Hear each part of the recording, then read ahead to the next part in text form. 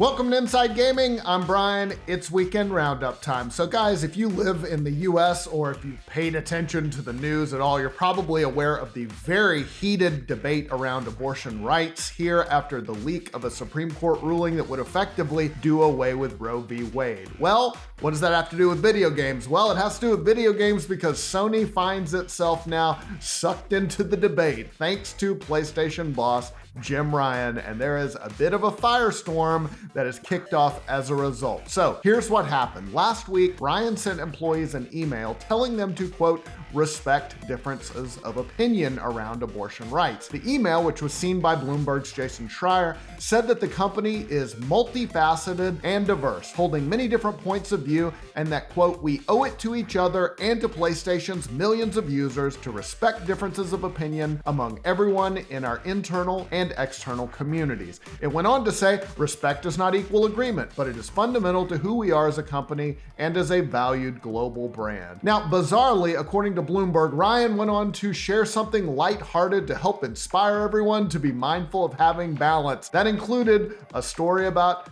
his pet cat's birthday and how he wanted to own a dog one day. This did not go over well, to say the least. In response, employees at a bunch of PlayStation's internal studios were not pleased. One said they had, quote, never been so mad about a cat birthday before. And if you get people mad at cats, you've really done something. And this really got some of Sony's internal studios mad. One of their crown jewels, Insomniac Games, you know, they make Spider-Man, they sent a near 60-page document to PlayStation Studios head Herman Hulse. It was filled with messages from employees who urged leadership, and they singled out Ryan too, to, quote, do better by employees who are directly affected. And the Washington Post reported that Insomniac plans to donate $50,000 to the Women's Reproductive Rights Assistance Project. That's according to an internal email that was sent May 13th from Insomniac CEO Ted Price. Now, interestingly, Sony is apparently going to match the $50,000 donation along with donations from individuals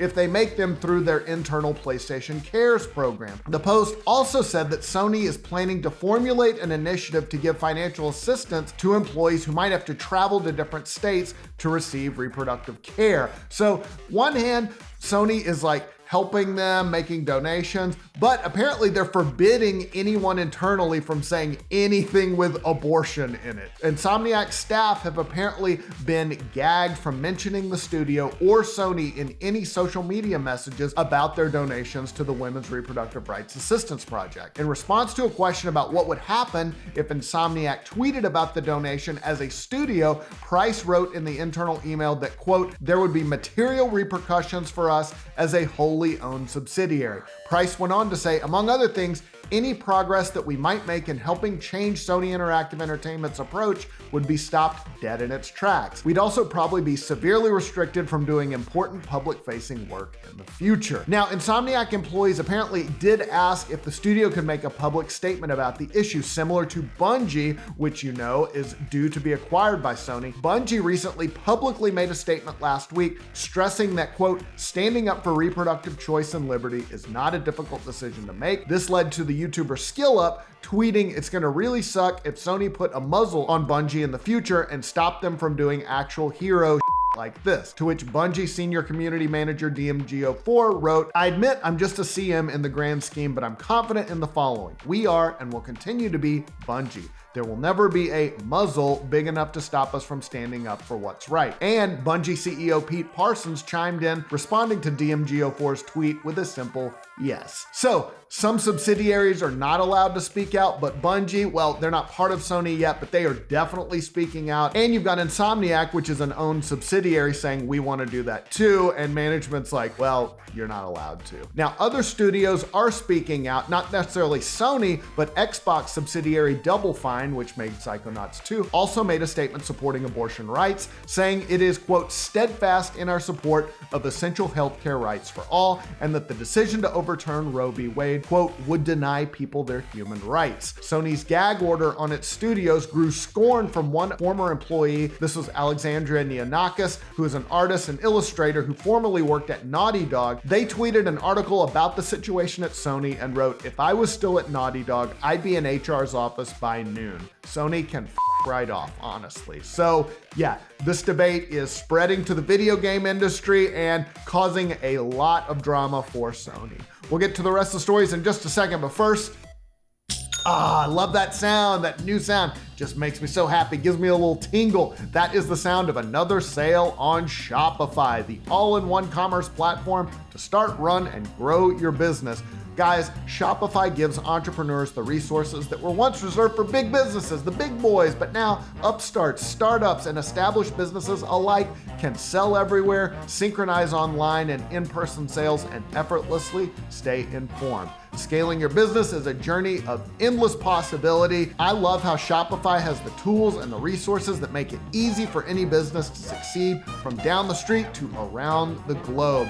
Like Inside Gaming, Shopify powers millions of businesses from first scale to full scale.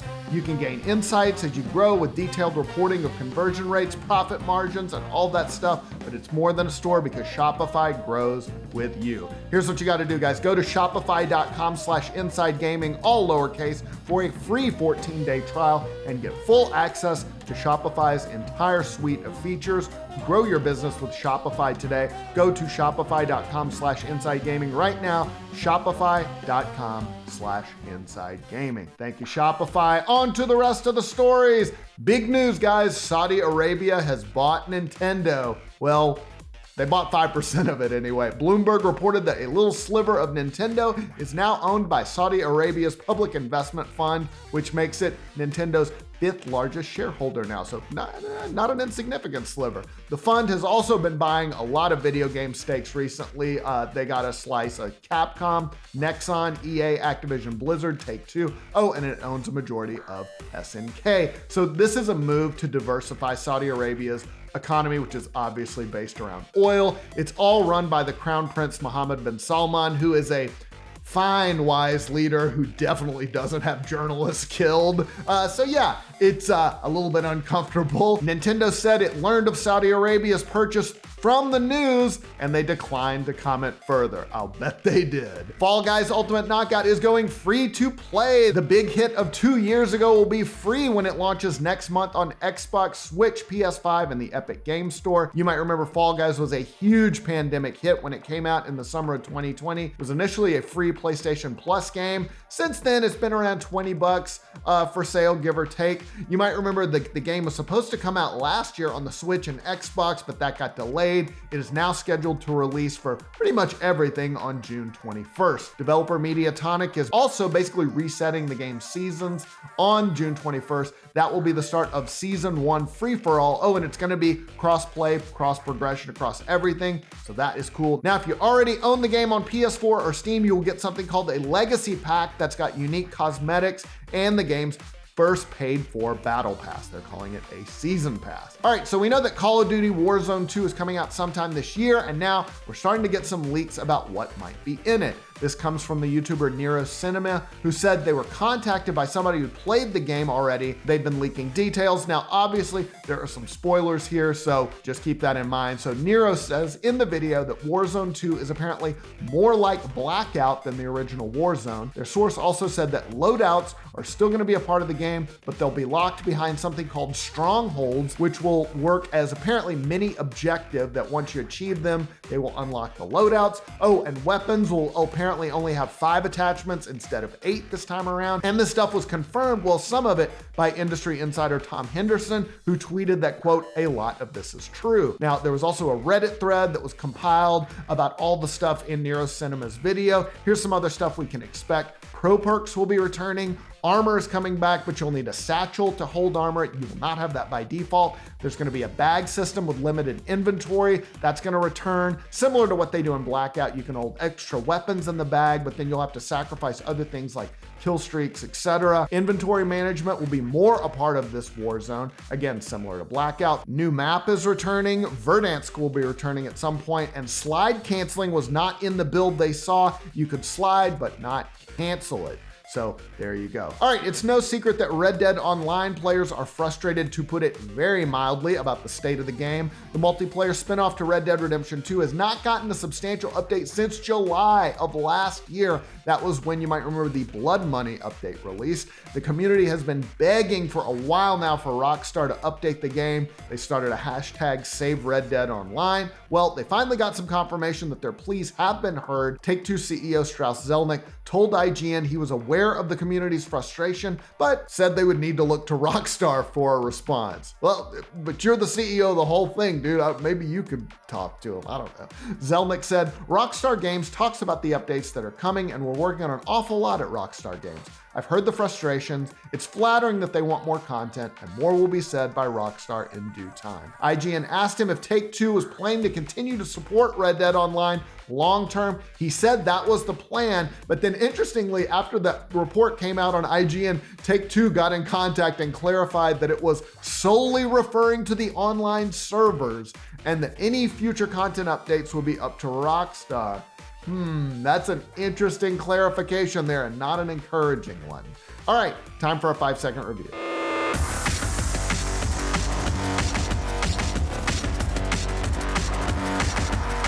I had a friend who was obsessed with Evil Dead 2 in college. He had seen it, no joke, like 30 times. He made us all watch it, and it was good.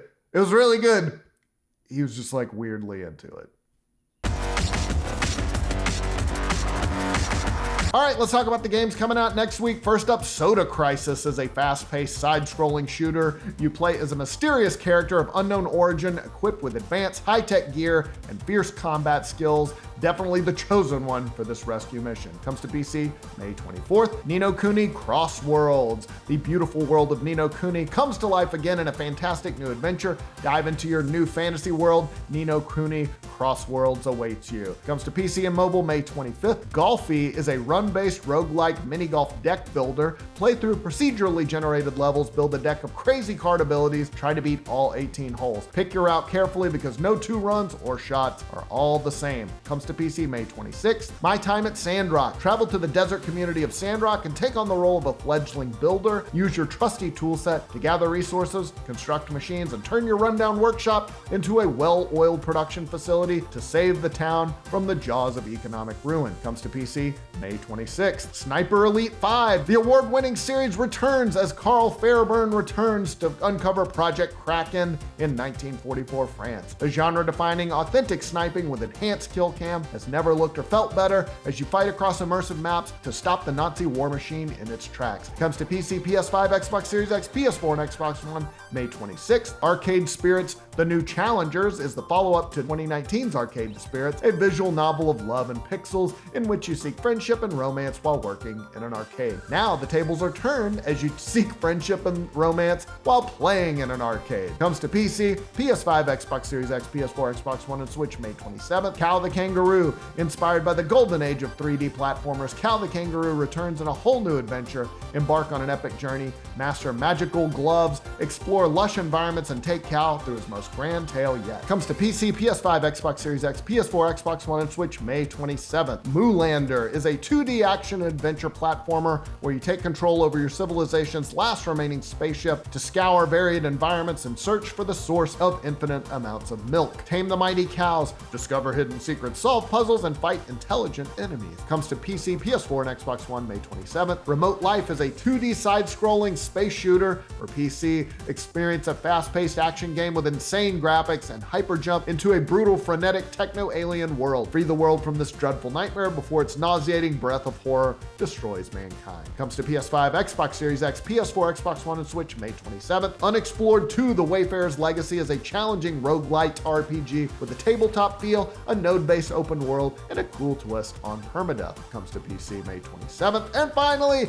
Pac-Man Museum Plus is a compilation of the best games of the Pac-Man series, ranging from the original maze games, puzzle games, and platformers. Discover the evolution of Pac-Man from his humble beginnings from 1980 through best hits like Pac-Man Championship Edition and Pac-Man Battle Royale. Comes to PC, PS4, Xbox One, and Switch May 27th. That's all the news I got for you this week, guys. Hope you're having a great weekend. We'll see you soon.